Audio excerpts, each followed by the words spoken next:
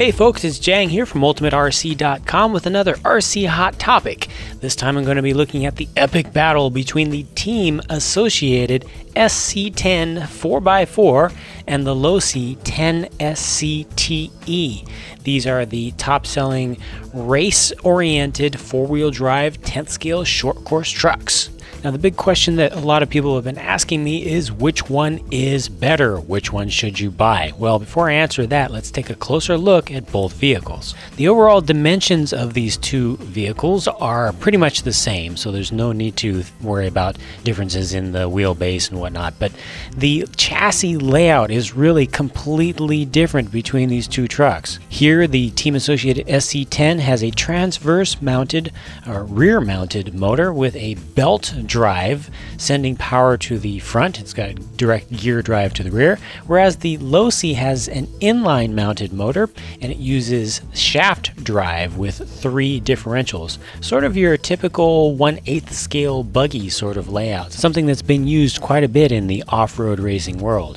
Now, a lot of folks have been worried about the durability of the belt system on the Associated, but in my experience, it really hasn't had any problems. It has held up quite well, even under high traction, high power use. And that's largely because there's gear reduction at both the front and rear ends of the truck, so the belt itself is running at high speed, not under high torque. But I'm still going to have to give the Losi the nod for having the better drive line. It's much easier to work on. You can get to the diffs, you can access them from the front and the rear of the vehicle by mostly removing the bumpers and then just the diff case. You have a center diff which is fully tunable, which the Associated doesn't have, and then the Losi's motor mount is just great. It's very simple, very easy to use, allows you to use a wide range of different sizes of motors very easily. You can put in a larger diameter motor, you can put in a longer can motor.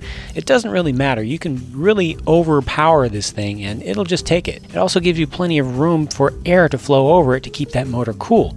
The SC10 4x4 really crams the motor into this small little area. You have to do a little bit of modification even to run a standard 550 or currently standard 550 size brushless motor in it.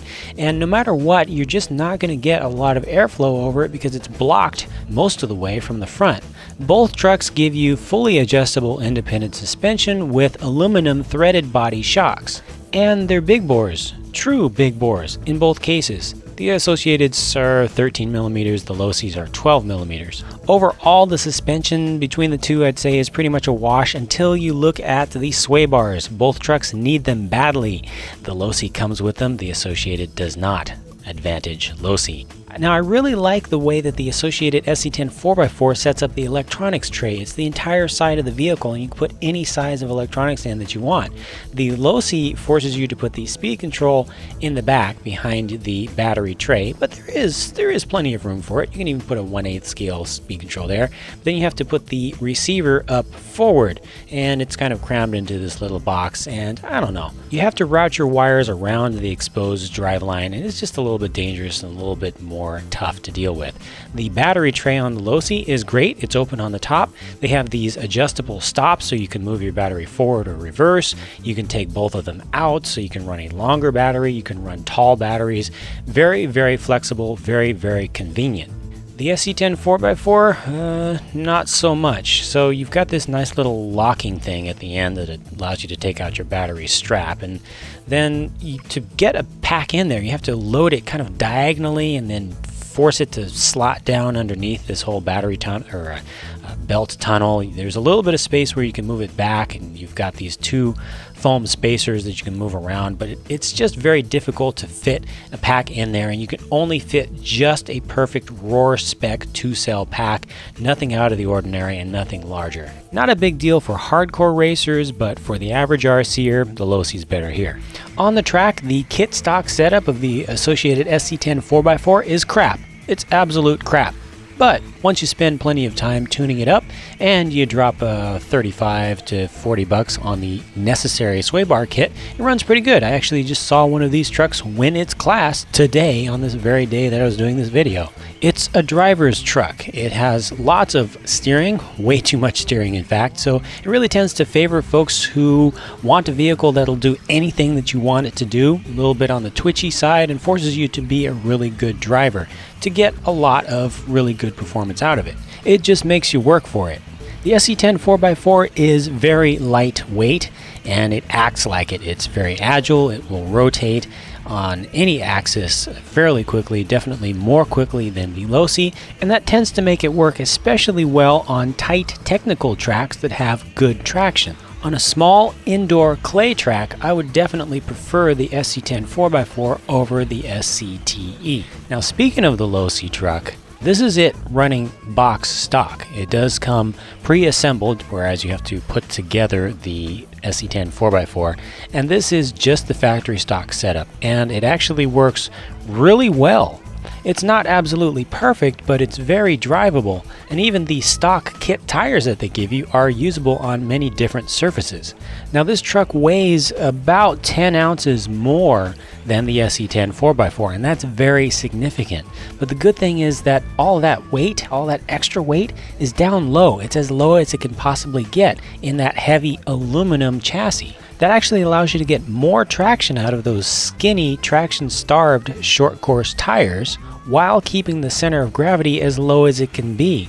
The SC10E is less prone to traction rolling at high speeds, and it also handles rougher surfaces better than the Associated. It just doesn't get bent out of shape very easily.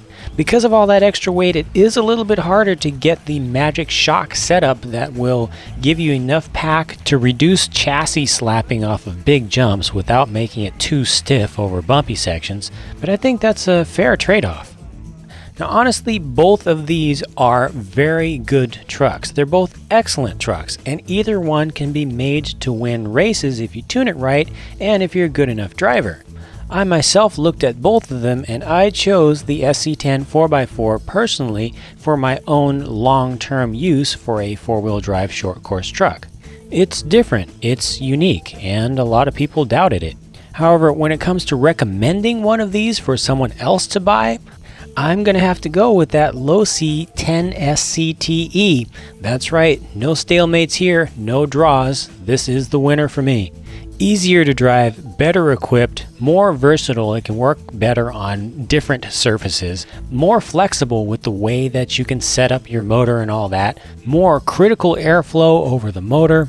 It's definitely easier to work on, and it's competitive on the track. It's my current choice for the best four-wheel drive electric short course truck on the market. What do you think between the SC10 4x4 and the Losi Ten-SCTE? Post up your thoughts in the official discussion topic for this video on the friendly forums at ultimaterc.com, and I'll see you there.